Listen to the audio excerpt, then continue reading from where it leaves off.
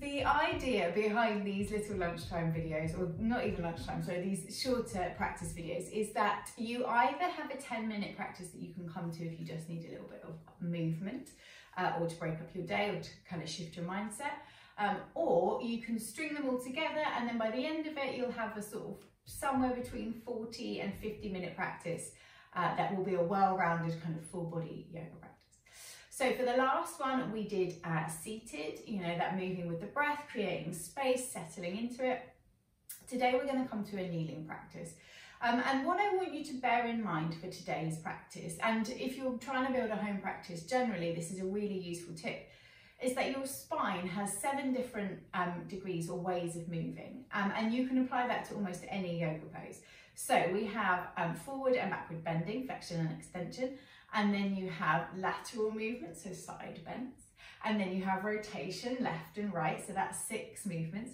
The 7th movement is this idea of lengthening, so you'll sometimes hear me refer to like a thread at the top of the head, that length and lift. That one little piece of kind of information will carry you through yoga sequences and yoga poses, and I want to show you today how you can apply that to almost any pose that you come into. So we're going to come straight round to all fours. Feel free to pause this and take the seated wiggle video beforehand if you want to. Alternatively, straight round to all fours, hands underneath the shoulders, knees underneath the hips, pressing the ground away. As you breathe in, you're going to drop the belly, lift the tailbone, roll the shoulders back and lift the gaze as we come to cow pose. And this is a back bend. So the shoulders are moving back, belly's moving forward. As you exhale, you're going to round the spine, tuck the chin under, dangle the head, and we come into a forward bend. Flexion of the spine. Inhale, again, that extension, opening the chest, lifting the gaze. Exhale, round. If you have sensitive knees, feel free to grab a blanket or to pad underneath them. Inhale. Movements don't need to be big, so if you are working at home at the moment and perhaps you're not sitting in the most comfortable chair, make the movement small to begin with. You know, let the spine kind of crick and crack its way into place, gradually moving and thinking of the breath almost as like a lubricant. So the deeper that you breathe starts to get the body moving, and you kind of get that lubrication between the joints, and then everything feels a little bit easier. Okay, so that's 2 of our movements, forwards and backwards. Come back to neutral, flat back. We use that 7th movement first of all, so we lengthen the spine, and then as you exhale, I want you to look over the right shoulder down towards the right hip. Side bend, lateral movement. Inhale up. Exhale over the left shoulder. So a gentle swaying almost from side to side. Breathing in and breathing out. Inhale. Exhale. Inhale. There's a little crack there. Exhale. Inhale, round to the left. And then coming back to neutral, push back. So the hips come back towards the heels, almost like a half child's pose. So you're taking the weight out of the wrists, out of the hands, and give them a little circle, a little bit of a flex. And wiggle the shoulders a bit if it feels good. Okay, breathing in, coming back up. So we're going to bring this into a twisting action now. And we're going to start by bringing the right hand to the back of the head, so the elbow points out wide. As you breathe in, open up to the right. Exhale, almost like you're tapping the right elbow to the left forearm. Inhale, open up. So the focus here is more on the rotation in the chest and in the spine than in that length of the arm. You'll see what I mean in a minute. So for this next breath, you're going to take that right arm and extend it all the way up. Exhale, thread it underneath the left so you're reaching out underneath the left armpit. Inhale, lift up.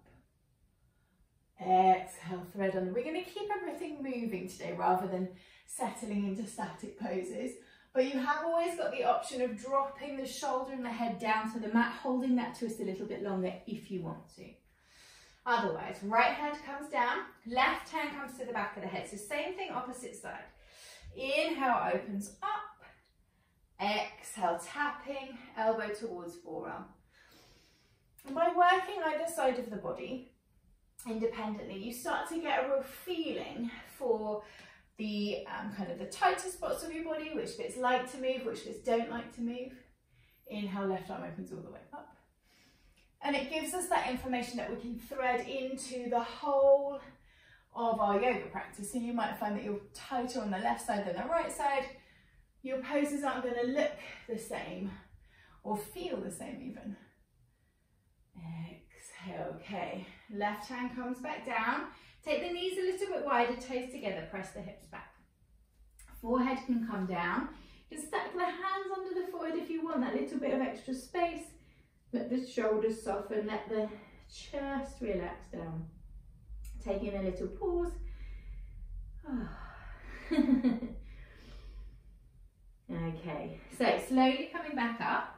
I'm going to spin around to face me. So we're going to work along the length of the mat, coming into gate pose. Now, you might find that you want to grab something. You can use a brick if you've got one, or a block, or anything like that. I'm going to bring it down to the side of the body that is the same as the knee that is bent. So because of the way this videoing works, left and rights get lost in translation. So I am keeping my left knee bent, and I'm going to extend my right leg out, which means that my block is down to my left side, just in case I need it. So gate pose here, we're going to think about how we can introduce those 7 different degrees of spinal movement. Right hand is down on the right thigh. Toes are pointing forward for me because it feels like I've got less slip, but you might find it more comfortable to point the toes out. It's up to you, but I want you to really feel that that leg is rooted in it. It's not going to slip out and away from you. Right hand is on the thigh. Breathing in, lengthening up with the left arm and the spine. Exhale, bending over. So that lateral stretch now.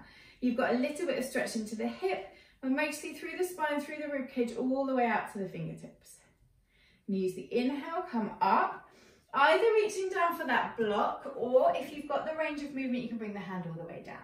Right arm comes up, stretches up towards the ceiling. Again, if it feels comfortable, it might come all the way over to the side of the head. So you've got that big, long line through the spine, extending onto the fingers and up to the toes.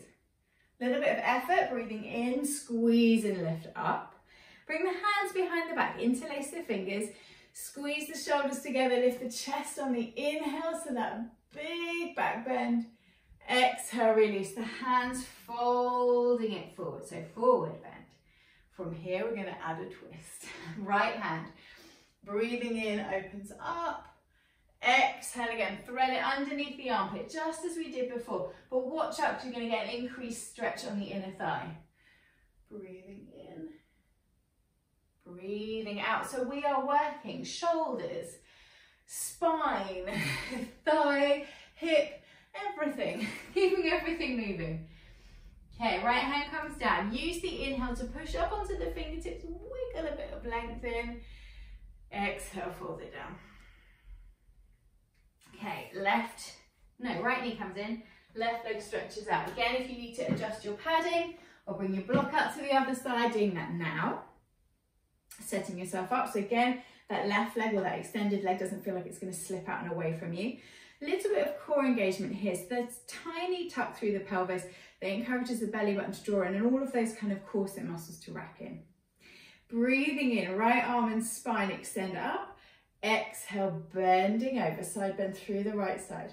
You can drop the gaze down towards the mat, helps the shoulders relax.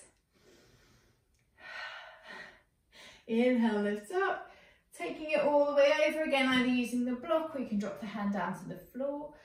Lengthen and then maybe sweep the hand over to the side of the head. It's worth saying that if taking your hand down to the floor encourages more tension through the shoulders and it feels like more of an effort, then by all means use the block. There is no shame in using props in your yoga practice. Inhale, lift up, bring the hands to the flat of the back, squeeze the shoulders, lift the chest. And then exhale, release, hands come down into that forward bend. Adding on a twist, breathing in. Exhale, threading underneath. So you can see already we've applied those 7 degrees of spinal movement to one simple pose. Now it's not always possible to add a twist in or to add a side bend into every pose, but I want you to think about next time you're in your practice. Inhale, hands come to the floor. a little bit of length, and then fold. Next time that you're in your practice and you're in a pose, maybe pause and see if you can notice where or how you could add in that degree of spinal movement, either forwards and backwards, side to side, or a twist. Doesn't need to be all of them, and it might even be that principle of lengthening up to the crown of the head. So next week we will move on from there. We'll come up to downward facing dog and think about a few standing poses, but for today we're finished. So we're going to finish with a few rounds of breath and kind of settling the body down and thinking about what we've learned from today. You can bring the fingertips to the floor, rest the hands in the lap, palms up, palms down. It's entirely up to you. Breathing in, close the eyes, find that 7th lengthening movement, and then as you exhale, relax the shoulders, settle into the pose, make it feel as comfortable as possible. And then keep the breath in the nose, so you're not sighing through the mouth, you're not panting the breath, it's soft, easy, just the right depth. And take a scan around the body to begin with. So those simple movements, that kneeling practice,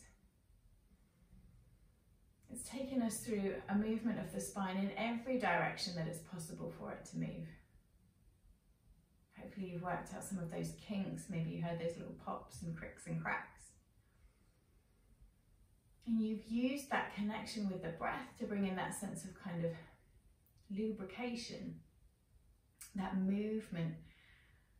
I've just remembered a quote that I saw that said, "Motion is lotion." That's the idea behind this. Maybe that's brought a smile to your face. It has mine. And that could be the silly catchphrase, or it could be the simple act of moving the body, freeing up, unsticking, stepping away from whatever it is we've got the head buried in. Just taking 5-10 minutes to focus on the here and now, how we feel. I'm going to settle here for 3 more rounds of breath. Focus on the sensation of the breath in the nose.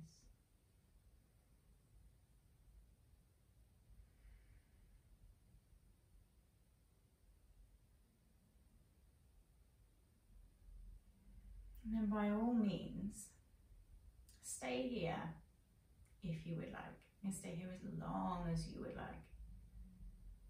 Or if you're ready to finish your practice for today, use your next inhale to sweep the arms up above the head, connect the palms, and then exhale, draw them down into the center of your chest.